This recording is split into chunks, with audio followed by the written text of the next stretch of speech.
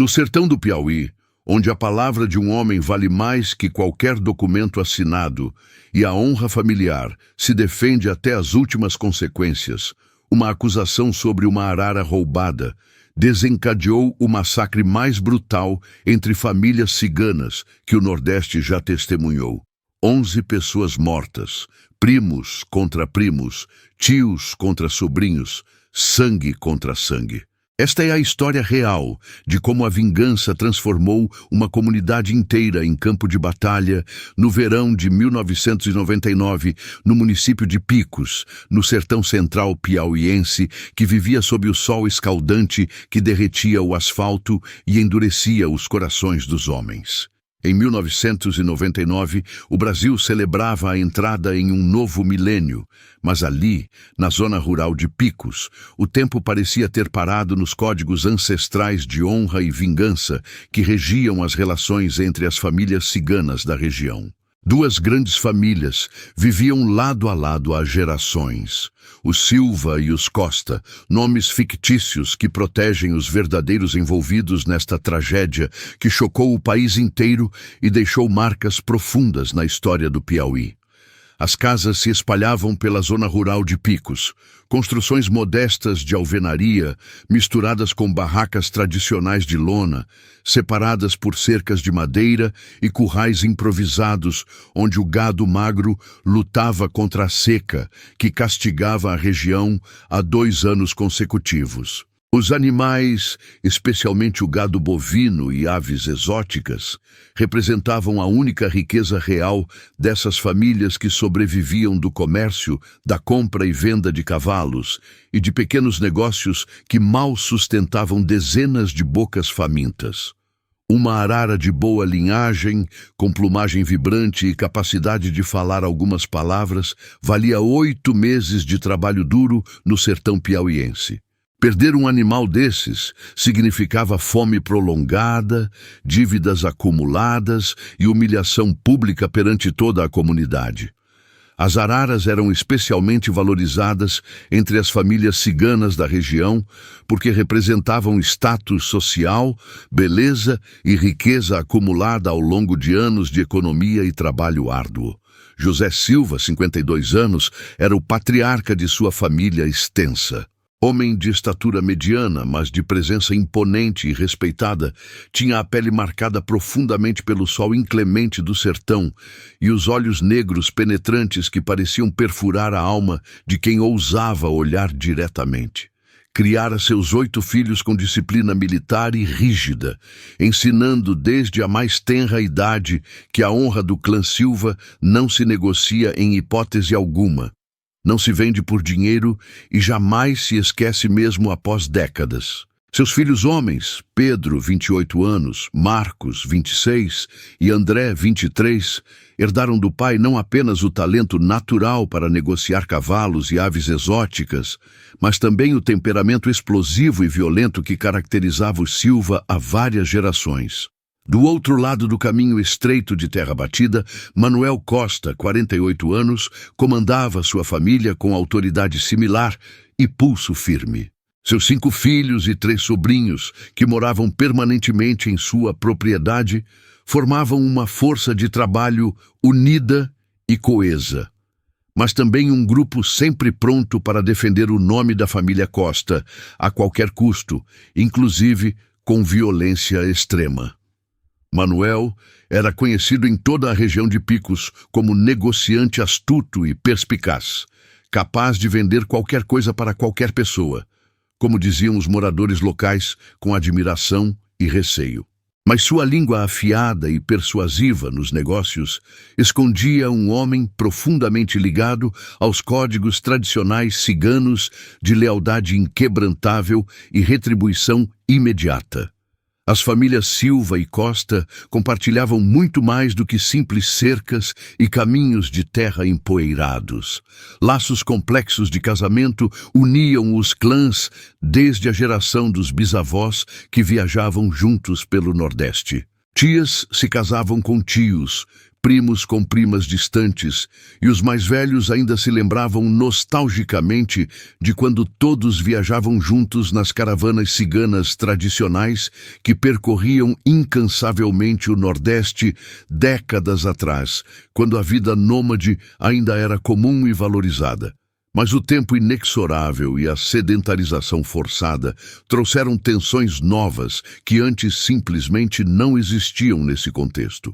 Propriedades fixas e delimitadas criaram disputas amargas sobre limites imprecisos de terra.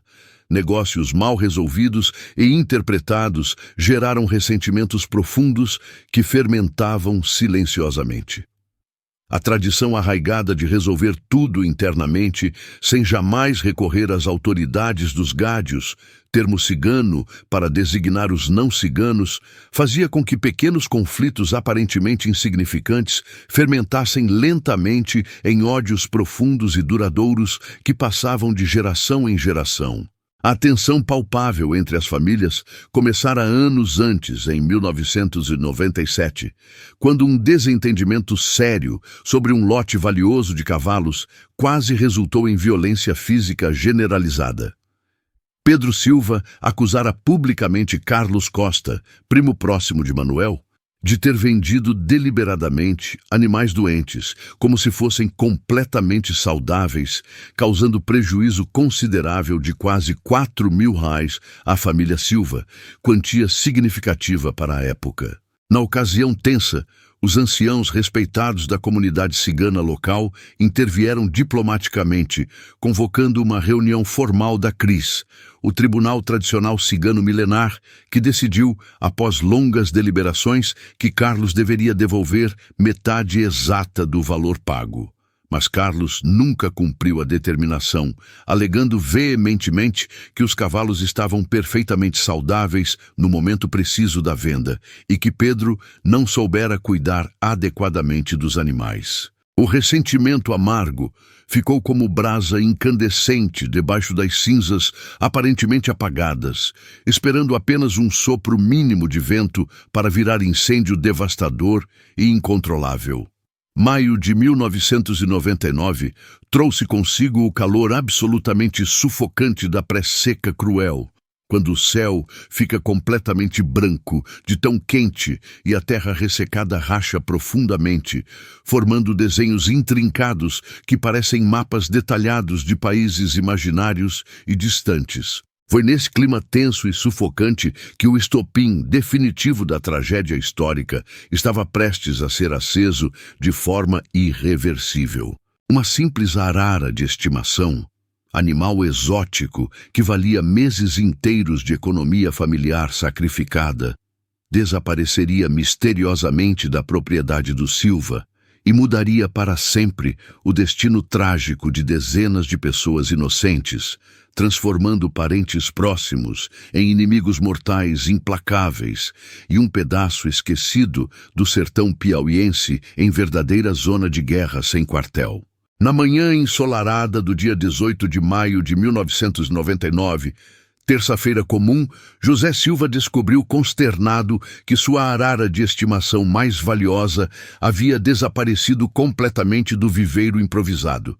O animal, uma arara canindé magnífica de plumagem azul vibrante e amarelo dourado intenso, era o orgulho absoluto da família Silva. Falava 17 palavras diferentes claramente, incluindo o nome de José e cumprimentos básicos em romani, o idioma cigano ancestral. O valor estimado de mercado da arara girava impressionantes R$ 3.200, fortuna considerável para uma família que sobrevivia com menos de 450 mensais de renda irregular. Pedro Silva, o filho mais velho e impetuoso de José, saiu imediatamente determinado para procurar o animal pelas propriedades vizinhas próximas. A arara tinha o costume conhecido de escapar ocasionalmente do viveiro mal fechado em busca de frutas selvagens nas árvores ao redor. Então, inicialmente, absolutamente ninguém da família suspeitou seriamente de roubo deliberado. Era por volta das 10 horas da manhã quente, quando Pedro avistou movimentação estranha e suspeita no terreiro distante dos Costa. Aproximou-se cautelosamente pela cerca velha dos fundos, escondendo-se estrategicamente atrás de uma jatobá frondosa e antiga que oferecia sombra generosa e camuflagem perfeita. De sua posição privilegiada e escondida, Pedro viu algo que fez seu sangue ferver literalmente nas veias e seu coração disparar. Dois homens que ele reconheceu distintamente como sendo Carlos e Bruno Costa, primos diretos de Manuel, estavam no fundo remoto do terreiro com uma arara colorida presa em uma gaiola improvisada de madeira, aparentemente preparando-se para transportá-la para algum lugar desconhecido. A distância considerável era de uns 70 metros aproximadamente, mas Pedro tinha absoluta certeza do que seus olhos testemunhavam naquele momento. Era uma arara com plumagem azul e amarela vibrante, exatamente idêntica à deles, que desaparecera misteriosamente. Sem verificar cuidadosamente de mais perto, sem confirmar definitivamente se realmente era o animal precioso de sua família através de características específicas e únicas, Pedro voltou correndo desesperadamente para casa. O suor escorria abundantemente pelo seu rosto queimado, misturando-se com a poeira fina do caminho estreito. Seu coração batia completamente acelerado, não pelo esforço físico intenso da corrida, mas pela certeza inabalável de que sua família havia sido roubada covardemente e humilhada publicamente pelos Costa, perante toda a comunidade. José Silva estava sentado tranquilamente na varanda fresca da casa modesta, consertando pacientemente uma sela velha de couro rachado, quando o filho chegou completamente ofegante e agitado. As palavras desesperadas que saíram apressadamente da boca de Pedro desencadeariam uma sequência absolutamente irreversível de eventos trágicos que transformariam aquela manhã aparentemente pacífica de maio no início definitivo de um massacre que entraria permanentemente para a história negra e sangrenta do Piauí. Pai, os Costa roubaram nossa arara preciosa. Vi com meus próprios olhos eles com o bicho lá no fundo escondido do terreiro deles, preparando para vender ou esconder longe. José largou a sela devagar e deliberadamente, seus dedos calejados e endurecidos, parando completamente no meio do movimento preciso. Seu rosto envelhecido, já endurecido irreversivelmente por décadas intermináveis de sol castigante e luta diária pela sobrevivência, transformou-se instantaneamente em uma máscara impenetrável de pedra fria. Levantou-se lentamente, sem dizer absolutamente uma palavra. Entrou silenciosamente na casa e chamou autoritariamente os outros 2 filhos e mais 4 sobrinhos leais, que trabalhavam permanentemente na propriedade. O grupo compacto de 7 homens determinados se reuniu tenso no terreiro seco, sob a sombra rala e insuficiente de um cajueiro retorcido. José falou finalmente com voz baixa e controlada, mas cada palavra pesava como chumbo derretido na consciência de todos. Os Costa nos roubaram descaradamente, pegaram nossa arara mais valiosa, a melhor que tínhamos após anos economizando, e estão escondendo ela como se fosse propriedade deles. Isso é roubo descarado e é desrespeito inaceitável à nossa família. E vocês sabem perfeitamente bem o que fazemos tradicionalmente com quem desrespeita gravemente o Silva dessa forma. O grupo armou-se rapidamente com o que tinha disponível imediatamente. 2 espingardas antigas de caça calibre 12, um revólver enferrujado calibre 38, que José comprara anos atrás de um policial aposentado desesperado por dinheiro, facões afiados recentemente que brilhavam perigosamente sob o sol inclemente e pedaços pesados de pau de aroeira. Não houve absolutamente nenhuma conversa ou debate sobre chamar a polícia distante. Não houve discussão minimamente racional sobre tentar resolver pacificamente através de diálogo. A lógica implacável do sertão nordestino, amplificada exponencialmente pelos códigos ciganos ancestrais milenares de honra e vingança imediata, operava em frequências psicológicas que não admitiam qualquer meio-termo ou hesitação. Uma ofensa grave à propriedade familiar era automaticamente uma ofensa mortal à honra coletiva. E honra ofendida ancestralmente se lavava exclusivamente com sangue derramado, jamais com palavras vazias ou processos judiciais demorados e ineficazes. José reuniu seus homens leais no terreiro empoeirado e disse apenas com determinação absoluta: vamos cobrar imediatamente o que é nosso por direito. Hoje os Costa vão aprender definitivamente que Silva não é família de gente fraca, que fica sem resposta adequada diante de ofensas. A caminhada tensa até a propriedade relativamente próxima dos Costa levou aproximadamente 18 minutos em passo acelerado. O sol estava a pino escaldante quando 7 homens armados e determinados atravessaram resolutos o portão baixo de madeira apodrecida que separava simbolicamente as terras das duas famílias. Nenhum deles conseguia sequer imaginar remotamente que estava dando naquele momento o primeiro passo fatal de uma guerra sangrenta que duraria dias intermináveis e deixaria pilhas de corpos pelo caminho estreito, manchando permanentemente de sangue inocente o sertão piauiense e chocando profundamente o Brasil inteiro. Manuel Costa estava no quintal amplo da frente, conversando casualmente com 2 de seus filhos adultos sobre um negócio promissor de cavalos que planejavam cuidadosamente fazer na feira tradicional de Picos no final de semana seguinte. Quando viu inesperadamente os Silva se aproximarem em grupo fechado, reconheceu imediatamente e instintivamente a postura inconfundível de homens armados e completamente prontos para o confronto violento. A forma característica como andavam, ombros tensos e rígidos, mãos perigosamente próximas às armas escondidas, olhares fixos e absolutamente mortais, tudo indicava problemas sérios.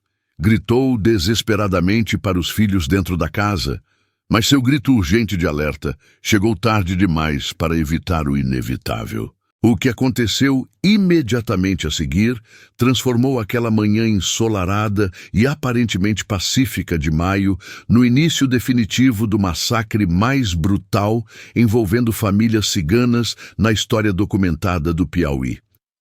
Os Silva já estavam perigosamente a menos de 35 metros de distância quando José levantou determinadamente a espingarda enferrujada. O primeiro tiro ensurdecedor ecoou violentamente pelo sertão silencioso às 11h23 daquela terça-feira fatídica. A bala passou zunindo perigosamente perto da cabeça assustada de Manuel Costa e arrancou violentamente um pedaço considerável da parede de alvenaria frágil da casa atrás dele, levantando instantaneamente uma nuvem densa de poeira sufocante e estilhaços cortantes de reboco velho. Manuel correu desesperadamente para dentro da casa, gritando alto para que os filhos e sobrinhos pegassem imediatamente as armas de defesa que guardavam. O que se seguiu foi um tiroteio absolutamente caótico e ensurdecedor, que durou quase 35 minutos intermináveis de pura violência. Os Silva se espalharam estrategicamente pelo terreiro amplo, usando muros baixos e rachados, carroças velhas abandonadas e troncos grossos de árvore como proteção improvisada contra os tiros. De dentro da casa sitiada e das janelas estreitas, os Costa responderam desesperadamente com tiros de espingarda e de um rifle antigo que Manuel guardava zelosamente desde os tempos remotos em que viajava pelo interior nordestino. O sertão piauiense, antes completamente silencioso sob o calor sufocante do meio-dia, agora ecoava ensurdecedor com o barulho incessante da guerra que acabava de começar de forma irreversível. O tiroteio violento se intensificava perigosamente a cada minuto interminável que passava lentamente.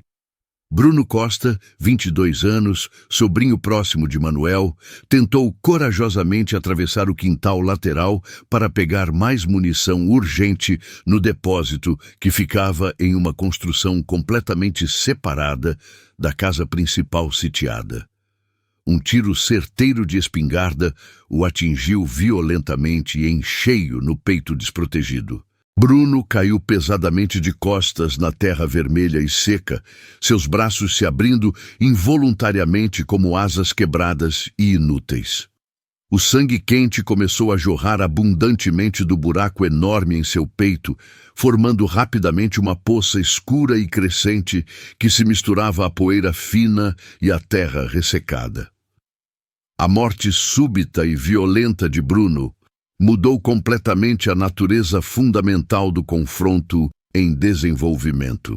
O que começara como uma cobrança violenta, mas teoricamente limitada, uma tentativa desesperada de punir os Costa pelo suposto roubo da arara valiosa, transformou-se instantânea e definitivamente em guerra total de extermínio sem trégua, onde não haveria absolutamente perdão ou misericórdia para ninguém. Carlos Costa, 27 anos, irmão mais velho e protetor de Bruno, e exatamente o homem que Pedro acusara anos atrás de vender cavalos doentes deliberadamente, viu o irmão mais novo cair mortalmente pela fresta estreita da janela da cozinha. Seu grito lancinante de dor indescritível e raiva incontrolável perfurou claramente o barulho ensurdecedor dos tiros incessantes, um som primitivo e animal que vinha das profundezas de sua alma completamente despedaçada. Mataram meu irmão covardemente, mataram meu irmão querido. Seus desgraçados malditos pagarão caro. Carlos saiu determinado pela porta estreita dos fundos da casa. Contornou cautelosamente o galinheiro completamente abandonado e conseguiu se posicionar estrategicamente atrás de um antigo tanque grande de água de concreto rachado. Dali tinha ângulo perfeito de tiro direto para onde Pedro Silva se escondia precariamente atrás de uma pilha desordenada de madeira velha, apodrecida. Esperou pacientemente, calculando o momento exato certo, controlando deliberadamente sua respiração acelerada e irregular, limpando repetidamente o suor abundante que escorria irritante em seus olhos ardentes. Quando Pedro finalmente se expôs brevemente para recarregar a espingarda fumegante, Carlos disparou friamente o rifle com precisão mortal. Pedro Silva foi atingido brutalmente no abdômen desprotegido, a bala perfurando violentamente seu estômago e saindo pelas costas abertas. Ele caiu pesadamente para trás, largando involuntariamente a arma pesada e levando desesperadamente as duas mãos à barriga de onde o sangue jorrava abundante e incontrolável entre os dedos crispados. Marcos Silva, seu irmão mais novo e leal, arrastou Pedro gravemente ferido para trás do muro baixo que cercava o terreiro, mas já podia perceber claramente pelos olhos vidrados do irmão e pela quantidade assustadora de sangue que continuava vazando, que o ferimento era absolutamente mortal e irreversível. Pedro gemia alto de dor insuportável, tentando desesperadamente conter a hemorragia massiva com as próprias mãos ensanguentadas. Mas o sangue continuava vazando copiosamente, encharcando completamente sua camisa rasgada e calça, formando uma poça enorme ao seu redor.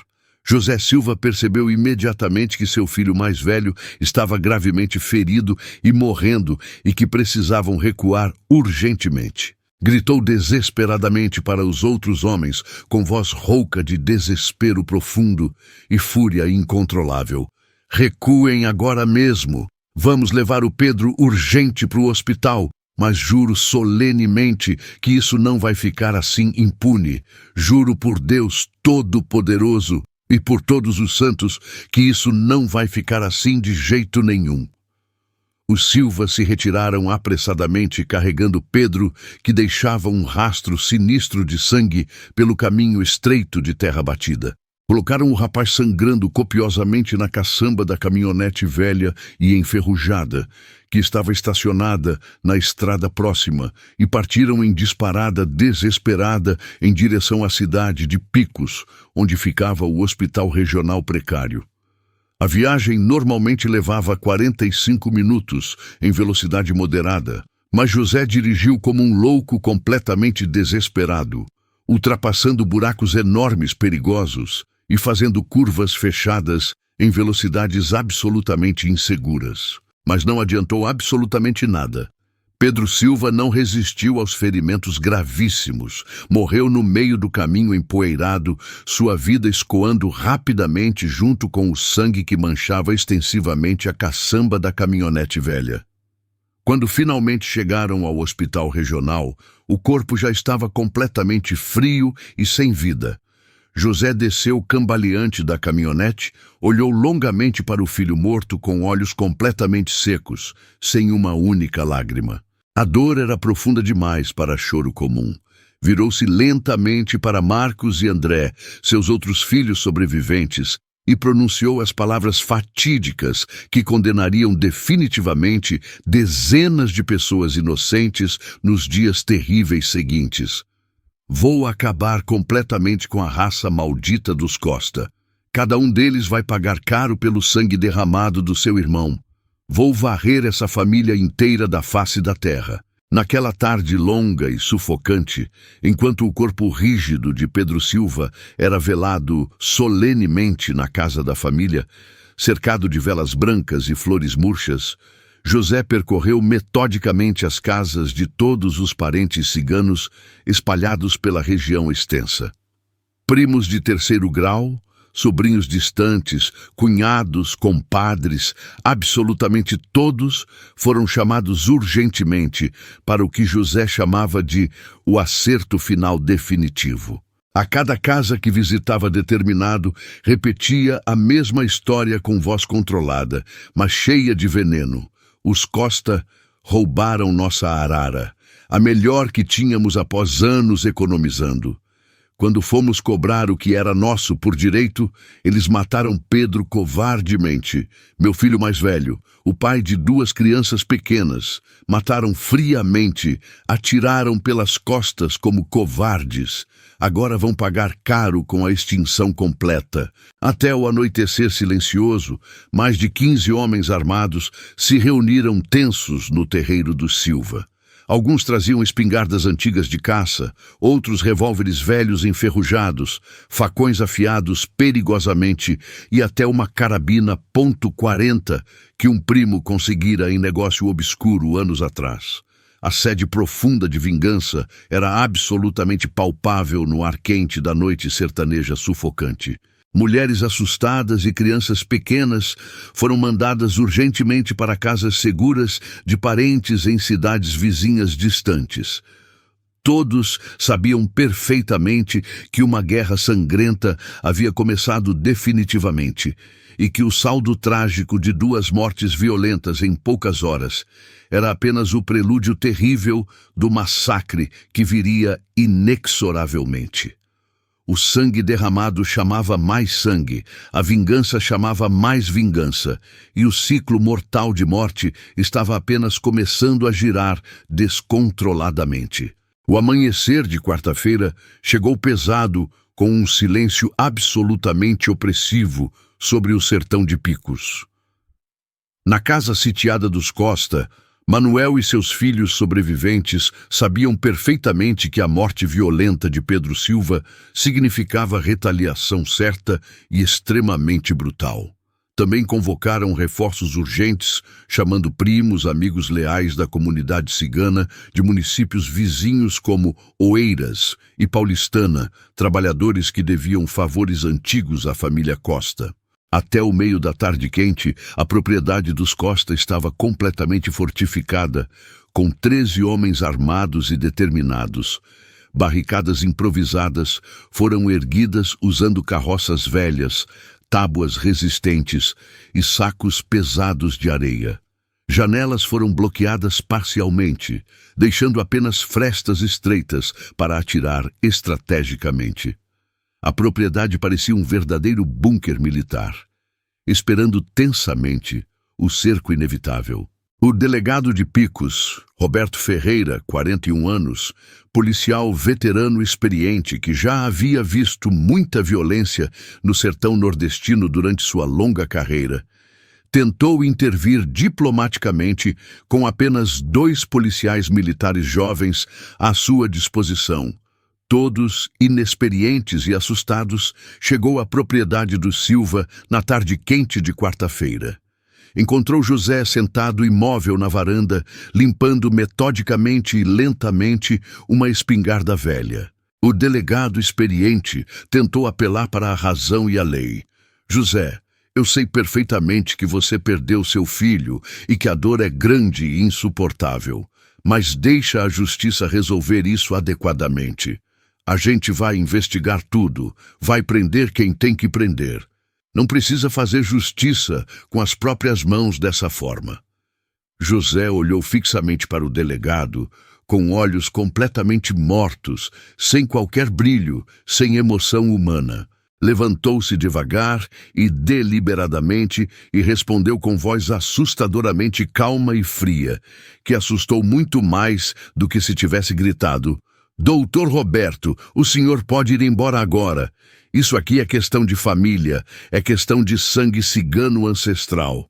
A lei dos gádios não resolve absolutamente nada. Vocês são lentos e ineficientes. Vocês não entendem nossa cultura, nossos códigos milenares. Então a gente resolve do nosso jeito, do jeito que sempre resolvemos há centenas de anos. O delegado Roberto tentou argumentar longamente. Falou sobre prisão, sobre processo legal, sobre justiça oficial, mas sabia perfeitamente que suas palavras caíam completamente no vazio. Sem efetivo suficiente para prender todos os envolvidos armados, sem estrutura adequada para proteger as famílias vulneráveis, sem apoio real do Estado distante, não havia absolutamente nada que pudesse fazer além de registrar ocorrências burocráticas e esperar impotente pelo pior. Voltou frustrado para a delegacia e enviou um relatório urgente detalhado para Teresina, pedindo reforços imediatos e substanciais. A resposta oficial viria eventualmente, mas tarde demais para evitar a maior parte do derramamento de sangue que estava por vir inevitavelmente.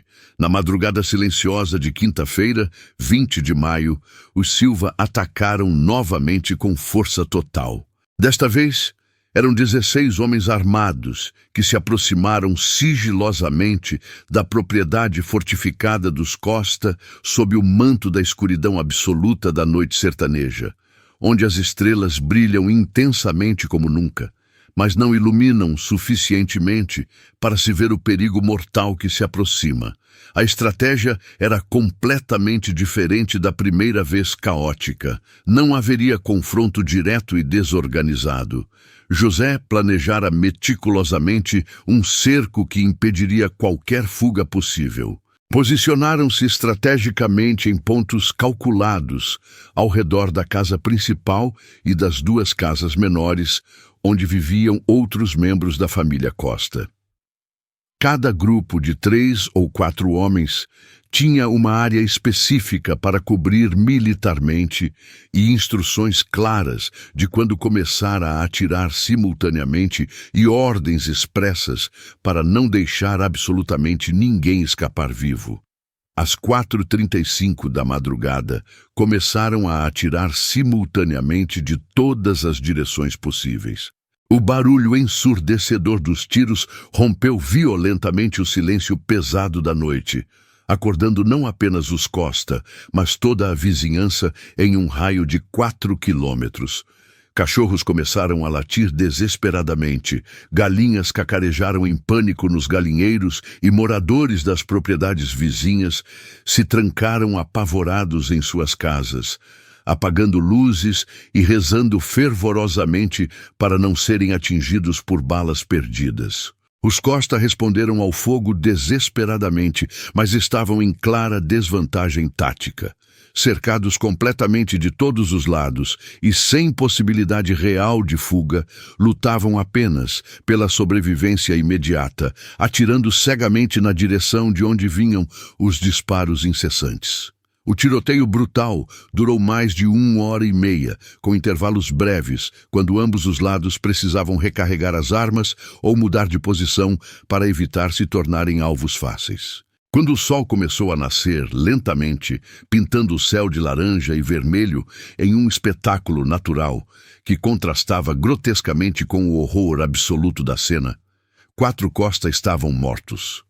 Manuel Costa, o patriarca de 48 anos, foi atingido por múltiplos tiros quando tentou sair desesperadamente pela porta dos fundos para buscar mais munição em um galpão separado. Seu corpo foi encontrado no quintal com 6 perfurações de bala, o rosto voltado para o céu que começava a clarear. Felipe Costa, 24 anos, filho mais velho de Manuel, morreu na varanda da frente, ainda segurando sua espingarda velha, uma bala tendo atravessado seu pescoço e causado morte quase instantânea. Gabriel Costa, 28 anos, primo de Manuel, foi alvejado quando tentava alcançar o poço para buscar água, não para beber, mas para resfriar as armas que estavam superaquecendo perigosamente com o uso contínuo. E Carlos Costa, o homem que matara Pedro Silva no dia anterior, foi encontrado morto dentro da casa, caído sobre a janela de onde atirava desesperadamente. 4 balas o atingiram, uma delas direto no coração. Os Silva se retiraram estrategicamente quando a luz do dia tornou suas posições vulneráveis e visíveis para qualquer testemunha ou patrulha policial que pudesse aparecer. Deixaram para trás 4 Costa mortos e outros 3 feridos gravemente, mas também levaram baixas. 2 primos de José foram atingidos, um na perna e outro no ombro. Ferimentos dolorosos, mas não fatais. A contabilidade macabra da guerra já somava 6 mortos em menos de 3 dias, um número que chocava até mesmo os padrões violentos do sertão nordestino. O delegado Roberto Ferreira chegou à propriedade destruída dos Costa por volta das 7h15 da manhã. Trazido por moradores que ouviram o tiroteio e foram até a cidade reportar. A cena que encontrou o marcaria para o resto da vida. Corpos espalhados pelo terreiro, poças de sangue secando sob o sol, cartuchos de munição por todo lado, paredes crivadas de balas, o cheiro de pólvora ainda no ar, e as crianças, as pobres crianças que testemunharam tudo, sentadas em um canto da casa, abraçadas umas nas outras, em estado de choque profundo, incapazes de falar ou chorar. Aliás, antes de continuar com essa história que vai te deixar ainda mais impressionado, pausa o vídeo rapidinho e me responde uma coisa nos comentários. Se você estivesse no lugar dessas famílias, conseguiria perdoar uma ofensa tão grande ou a honra falaria mais alto? Não estou julgando ninguém aqui. Só quero entender como você pensa sobre vingança, perdão e os limites que a gente deve respeitar. E já aproveita e se inscreve no canal se ainda não é inscrito, porque toda semana eu trago histórias reais e intensas como essa, que mostram o lado mais obscuro da natureza humana e nos fazem refletir sobre nossos próprios valores. Ativa o sininho também para não perder nenhum vídeo novo. Agora volta ao play, que a história só fica mais pesada daqui para frente. Roberto enviou um telegrama desesperado para a Secretaria de Segurança Pública em Teresina, pedindo reforços urgentes, falando em massacre, em guerra entre famílias, em risco de mais mortes. A resposta oficial dizia que uma força-tarefa seria enviada, mas só chegaria no fim de semana, 2 dias depois, tarde demais para evitar a maior parte do derramamento de sangue que ainda estava por vir. A notícia da guerra entre as famílias ciganas se espalhou por toda a região como fogo em capim seco. Pequenos povoados vizinhos entraram em alerta máximo, com moradores trancando portas e janelas mesmo durante o dia, temendo que a violência se alastrasse além das propriedades do Silva e Costa. Comerciantes fecharam suas portas no centro de Picos e a feira semanal, que acontecia religiosamente toda quinta-feira, foi cancelada pela primeira vez em 12 anos. O medo era palpável nas ruas desertas da cidade. Crianças foram proibidas de ir à escola, especialmente as que precisavam passar perto das áreas de conflito. O posto de saúde do distrito funcionava apenas para emergências extremas, com os profissionais temendo se tornar alvos acidentais. Os Costa sobreviventes abandonaram suas casas ainda na manhã de quinta-feira, após o cerco mortífero que matara Manuel, Felipe, Gabriel e Carlos. Mulheres carregando bebês no colo e trouxas com roupas, velhos sendo amparados por netos adolescentes, todos se espalharam por propriedades de parentes e acampamentos ciganos em municípios vizinhos como Campo Maior, Valença e Elesbão Veloso, mas a diáspora não trouxe a segurança esperada. José Silva, consumido pela sede de vingança que não se saciara nem com a morte de Manuel Costa e 3 de seus familiares, estava determinado a encontrar cada membro da família rival.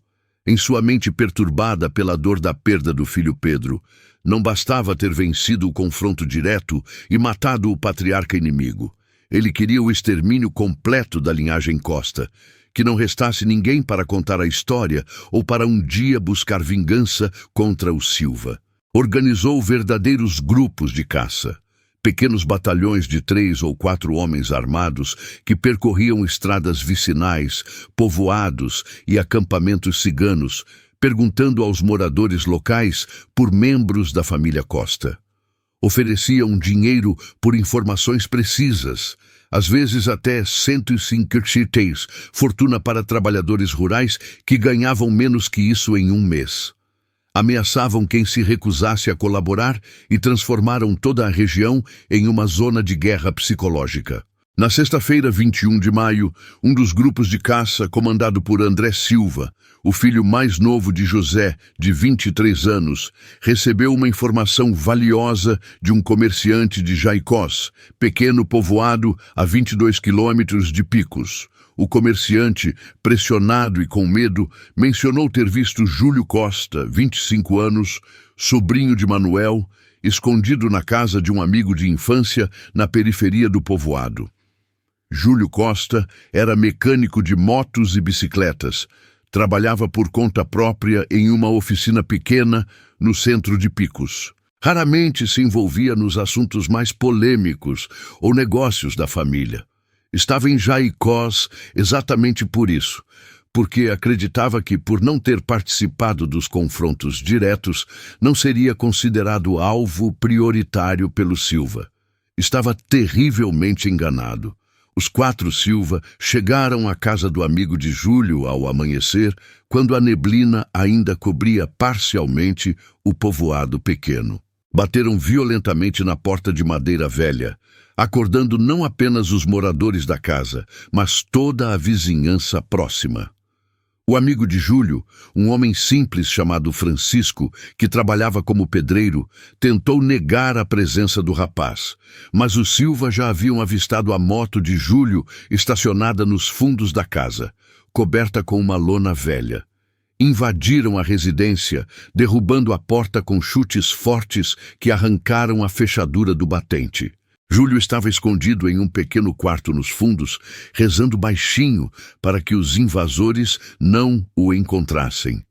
Ao ouvir as vozes ásperas do Silva cada vez mais próximas, tentou fugir pela janela estreita do quarto. Ficou preso por alguns segundos cruciais, enquanto tentava passar pelo espaço apertado.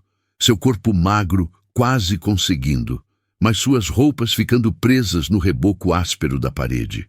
Foi tempo suficiente para que André Silva e seus companheiros o alcançassem no quintal pequeno de terra batida.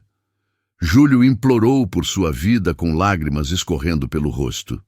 Disse que não participara dos confrontos, que era apenas um trabalhador tentando sobreviver, que tinha uma noiva esperando por ele para se casar em 3 meses, que sua mãe era doente e dependia dele. Suas súplicas desesperadas foram ignoradas como se fossem o vento passando. André Silva, com o rosto endurecido pela raiva e os olhos vazios de qualquer compaixão humana, disse apenas 5 palavras que selaram o destino do rapaz. Você é Costa? Então morre. Os tiros ecoaram pelo povoado silencioso do amanhecer. 7 disparos certeiros atingiram Júlio, que caiu no chão de terra batida do quintal, seu corpo se contorcendo por alguns segundos antes de ficar completamente imóvel. A notícia da morte de Júlio Costa chegou aos sobreviventes da família ainda na manhã de sexta-feira. O corpo foi encontrado por vizinhos que finalmente tiveram coragem de sair de suas casas depois que os Silva partiram. Para os Costa, que ainda tinham força para lutar, a execução de Júlio, um não combatente que apenas tentava sobreviver, foi a gota d'água. Se os Silva estavam caçando sistematicamente qualquer pessoa com sobrenome Costa, então não havia mais espaço para negociação. 4 Costa se reuniram em uma fazenda abandonada próxima à divisa com Floriano. Entre eles estava Renato Costa, 33 anos, primo de 2º grau de Manuel, que trabalhava como vaqueiro em uma fazenda de gado de corte. Renato era conhecido por sua frieza e habilidade excepcional com armas de fogo. Foi Renato quem traçou o plano de retaliação com precisão. Estudou os movimentos dos Silva através de informantes e decidiu que atacariam familiares periféricos, exatamente como os Silva haviam feito com Júlio. No sábado, 22 de maio, os 4 Costa executaram seu plano. O alvo escolhido era Gustavo Silva, 31 anos, primo de 3º grau de José, que morava na periferia de Picos com sua família. Gustavo era eletricista, trabalhava fazendo instalações elétricas em obras na região. Como Júlio, não participara dos confrontos. Os Costa chegaram à modesta casa de Gustavo por volta das 5h45 da tarde, quando o sol já começava a baixar no horizonte. Vieram em uma Kombi velha, sem placas, estacionando diretamente em frente ao portão baixo de ferro. Gustavo estava no quintal brincando com seu filho de 6 anos, quando ouviu o barulho do motor da Kombi parando. Antes que pudesse reagir, os 4 homens armados já haviam pulado o muro baixo. Renato Costa apontou uma espingarda diretamente para o peito de Gustavo e ordenou com voz fria: "Chama a sua família toda. Quero todo mundo aqui no quintal agora." Paula Silva, esposa de Gustavo, de 29 anos, saiu da cozinha ao ouvir vozes alteradas. Com ela vieram Ricardo, 16 anos, e Victor, 14 anos, os 2 filhos mais velhos do casal. Ao ver os homens armados, Paula tentou se colocar entre eles e sua família, mas foi brutalmente empurrada, caindo de joelhos na terra. Renato Costa, sem demonstrar qualquer emoção, ordenou que Gustavo e seus 2 filhos adolescentes se ajoelhassem lado a lado. Paula gritava, implorava, oferecia tudo o que tinham para poupar a vida de seu marido e filhos. Renato olhou para ela e disse com voz que não demonstrava ódio, apenas determinação fria: "Isso não é sobre dinheiro, isso é sobre sangue. Silva matou Costa, que não tinha nada a ver com nada. Agora Costa mata Silva, que não tem nada a ver. Assim funciona." Os tiros começaram simultaneamente. 4 homens atiraram ao mesmo tempo contra Gustavo, Ricardo e Victor.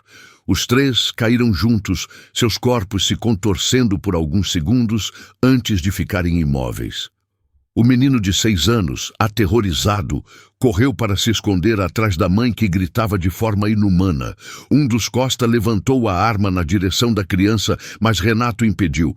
"Não, criança pequena não, tem que crescer para contar a história." Os Costa partiram, deixando Paula Silva ajoelhada entre os 3 corpos de seu marido e 2 filhos adolescentes. Seu choro alto e desesperado ecoando pelas ruas da periferia de Picos.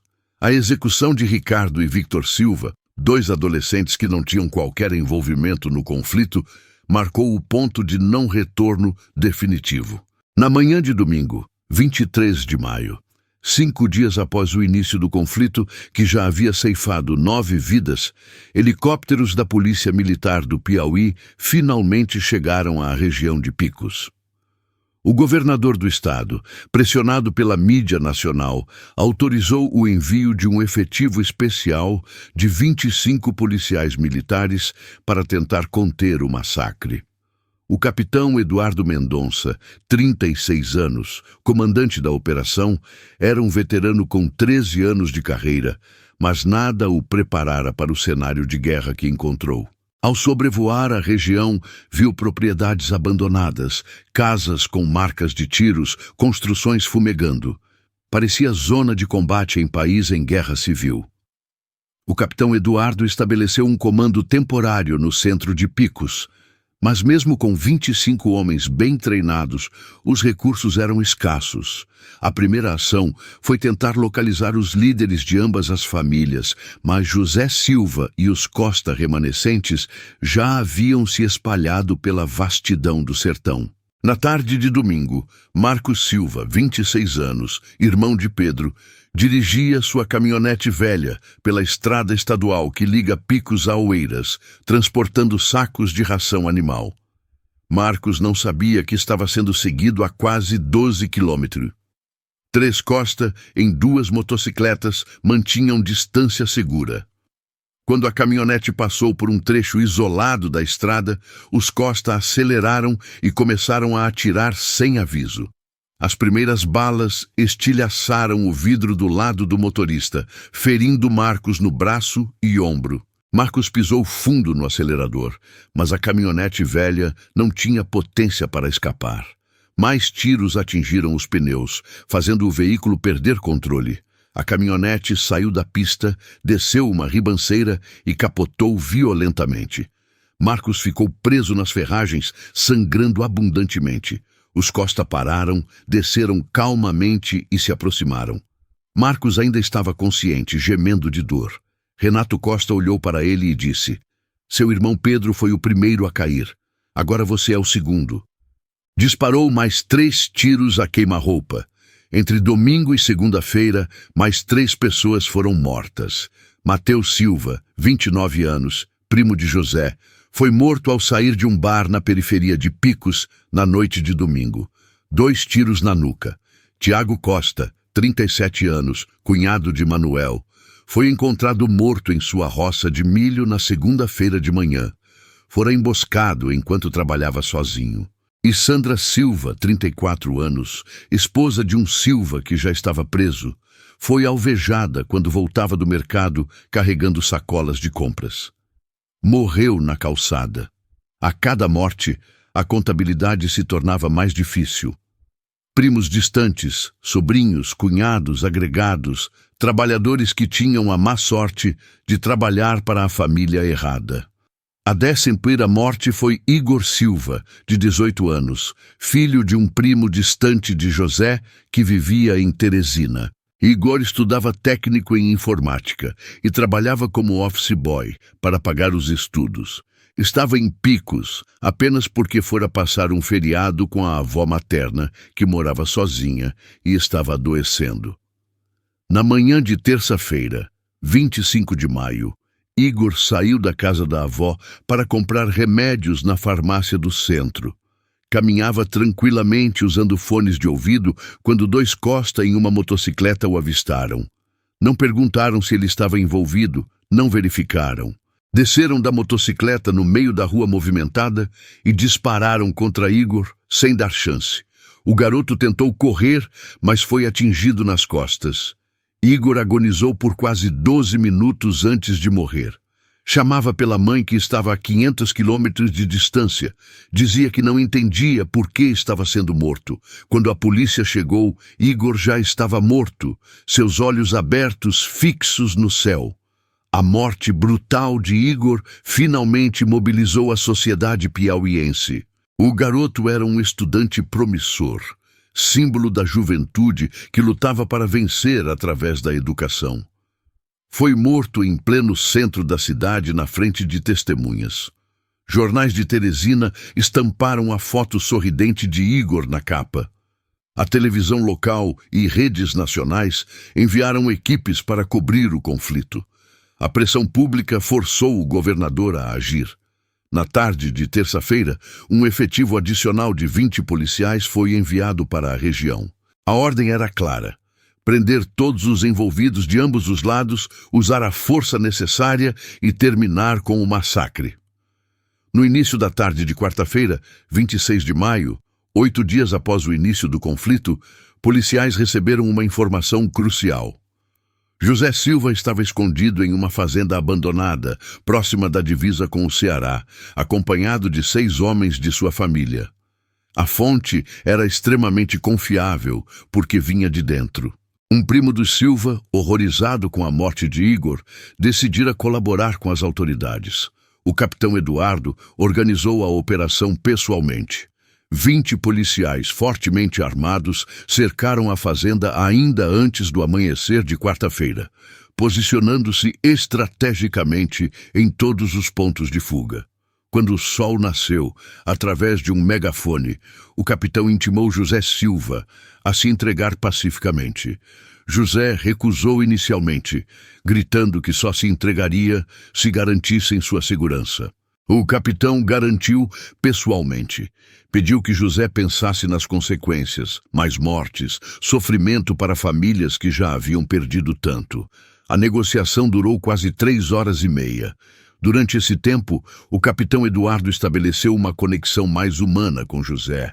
Falou sobre família, sobre a dor da perda de filhos, sobre o futuro das dezenas de crianças órfãs, sobre o legado de ódio que essa guerra deixaria para gerações. Lentamente, a resistência de José foi se dissolvendo. Por volta das 11 da manhã, José Silva saiu da casa com as mãos erguidas. Seus 6 companheiros o seguiram. O que a polícia viu chocou até os mais experientes. José parecia ter envelhecido décadas em apenas 8 dias. Estava magro demais, desidratado, com olheiras profundas, cabelos e barba completamente desgrenhados. Parecia um fantasma. Antes de ser algemado, José fez uma declaração que seria citada extensivamente nos jornais. Matei quantos precisava matar para vingar meu filho Pedro. Os Costa pagaram caro. Mas e aí? Sua voz falhou. Não sei se valeu a pena. Perdi meu filho, perdi primos, perdi sobrinhos, destruí minha família. E por quê? Por causa de uma arara, que talvez nem tenha sido roubada. Nos 3 dias seguintes, outros membros de ambas as famílias foram presos. Renato Costa, que planejara o ataque à família de Gustavo Silva, foi capturado na quinta-feira. Não demonstrou arrependimento. Quando questionado sobre a morte dos adolescentes, disse apenas: guerra é guerra. Não tem criança, não tem velho. Silva matou meu primo Júlio, que era mecânico. Eu fiz o mesmo. André Silva foi preso na sexta-feira. Diferentemente de Renato, desmoronou emocionalmente, chorou compulsivamente e repetia que só queria vingar o irmão. Mas a máquina de morte ainda não havia parado. Na tarde de sábado, 29 de maio, 11 dias após o início, a 11ª e última morte aconteceu. Cláudio Costa, 34 anos, conseguiu fugir do cerco policial. Movido por ódio irracional, decidiu fazer um último ataque. Invadiu durante a madrugada uma casa onde acreditava que estavam refugiados Silva. A casa abrigava apenas mulheres e crianças. Cláudio atirou pelas janelas indiscriminadamente. Daniela Silva, 21 anos, mãe de um filho pequeno, foi atingida enquanto tentava proteger a criança. Morreu instantaneamente. Vizinhos chamaram a polícia, que chegou rapidamente. Cláudio tentou fugir, mas foi baleado em confronto. Sobreviveu e foi preso, tornando-se o último combatente capturado. No domingo, 30 de maio, a investigação revelou a verdade devastadora. A arara de José Silva nunca havia sido roubada pelos Costa. O animal apareceu 3 dias após o início do conflito, andando sozinho pela estrada, a menos de 800 metros da propriedade do Silva. Depois de ter fugido por um buraco na cerca, Um morador a encontrou e reconheceu como sendo do Silva pela marca na pata. Levou o animal de volta, mas a propriedade estava abandonada. O morador, com medo de ser acusado de roubo, deixou a arara amarrada e foi embora. Mas a revelação mais chocante veio quando investigadores apuraram o caso da arara que Pedro Silva afirmara ter visto na propriedade dos Costa. Através de recibos de compra e depoimentos, confirmou-se que aquele animal pertencia aos próprios Costa, comprado legitimamente dias antes em uma feira em Paulistana por 280. Pedro Silva, em sua pressa, vira o que queria ver. Uma arara colorida sendo preparada para transporte, obviamente em sua mente já devia ser arroubada. Não verificou, não perguntou, apenas correu para casa e desencadeou uma guerra que custaria 11 vidas, incluindo a sua própria. Quando a verdade foi informada a José Silva na prisão, testemunhas relataram que o patriarca não disse uma palavra, apenas baixou a cabeça, apoiou o rosto nas mãos e começou a chorar em silêncio. Um choro profundo que sacudia todo o seu corpo. Chorou pelo filho Pedro, que morreu por nada, pelos primos e sobrinhos mortos, pelas crianças órfãs, pelo estudante Igor cheio de sonhos, e, sobretudo, pelo absurdo completo de tudo. 11 vidas destruídas por uma acusação falsa, baseada em um erro. Os julgamentos começaram em 2001 e se estenderam por 3 longos anos até 2004. José Silva foi julgado primeiro em março de 2001, acusado de homicídio qualificado múltiplo, formação de quadrilha e incitação à violência. Foi condenado a 68 anos de prisão em regime fechado. Durante o julgamento, que durou 5 dias, detalhes chocantes vieram à tona. Testemunhas relataram execuções, torturas, a frieza com que primos se matavam. O promotor Dr. Renato Cavalcante, 48 anos, descreveu o conflito como a expressão mais brutal da cultura da honra levada ao extremo. Outros 5 Silva receberam penas que variavam de 12 a 42 anos. André Silva recebeu 26 anos por sua participação na morte de Júlio Costa. Do lado dos Costa, 4 homens foram condenados. Renato Costa, que planejara o ataque que matou Gustavo Silva e seus filhos adolescentes, recebeu a maior pena individual do caso, 48 anos de prisão. Durante seu julgamento, mostrou-se frio e desafiador. Cláudio Costa, autor da última morte, pegou 38 anos. As propriedades de ambas as famílias foram completamente abandonadas. As terras viraram mato, a caatinga avançou sobre plantações e currais, engolindo cercas e marcos. As casas desabaram lentamente, deixando apenas ruínas que testemunhavam a tragédia. Os sobreviventes que não foram presos se espalharam pelo Brasil. Muitos mudaram de nome, tentando esquecer e serem esquecidos. Viúvas criaram filhos sozinhas em cidades distantes como São Paulo e Brasília, sempre com medo de que a vingança as alcançasse. Crianças que perderam pais, cresceram carregando o peso de uma herança de sangue que não escolheram. Picos nunca mais foi a mesma cidade. O município carrega até hoje a marca da Guerra da Arara. Durante anos, o nome da cidade era sinônimo de violência rural. Turistas evitavam a região, investimentos eram escassos e os moradores carregavam a vergonha de terem sido palco de um dos massacres mais absurdos da história brasileira. A Guerra da Arara de 1999 permanece como um dos episódios mais trágicos da violência rural brasileira. 11 vidas perdidas por causa de uma acusação completamente falsa sobre um animal, alimentada pela cultura da honra cigana, pelo orgulho inflexível e pela certeza perigosa de que a justiça se faz pelas próprias mãos. O sertão piauiense aprendeu uma lição amarga naquele maio sangrento de 99. A honra familiar, quando colocada acima da razão e da vida humana, se transforma em instrumento de destruição total.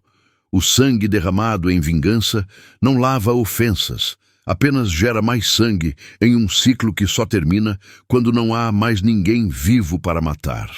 Esta história real serve como lembrete poderoso de que a vingança nunca traz justiça verdadeira, apenas devastação completa. Em um sertão onde a palavra de um homem valia mais que sua vida, 11 pessoas inocentes e culpadas pagaram o preço final por uma acusação precipitada que nunca deveria ter sido feita. E uma arara, o animal cujo suposto roubo desencadeou tudo, continuou vivendo completamente alheia, inconsciente do massacre que sua ausência temporária causara em 2 famílias inteiras. Se você chegou até o final desse relato intenso e se arrepiou, como eu me arrepiei ao pesquisar cada detalhe dessa tragédia real, deixa aquele like sincero e se inscreve no canal agora mesmo. Toda semana eu trago histórias reais brasileiras que mostram o lado mais sombrio da natureza humana. Casos que revelam como vingança, honra mal compreendida e ódio podem destruir comunidades inteiras em questão de dias. Histórias que te fazem refletir profundamente sobre perdão, sobre justiça verdadeira, sobre os códigos ancestrais que ainda regem partes do Brasil que muita gente desconhece. Compartilha esse vídeo com alguém que precisa entender que vingança nunca compensa, que resolver as coisas pela violência só gera mais dor e destruição irreversível. Conta aqui nos comentários o que você achou dessa história devastadora e o que faria se estivesse no lugar dessas famílias. Você buscaria vingança a qualquer custo ou tentaria o caminho do perdão e da justiça? Quero muito saber sua opinião sincera sobre isso. Um abraço enorme e até o próximo vídeo com mais histórias que você não vai acreditar que são reais.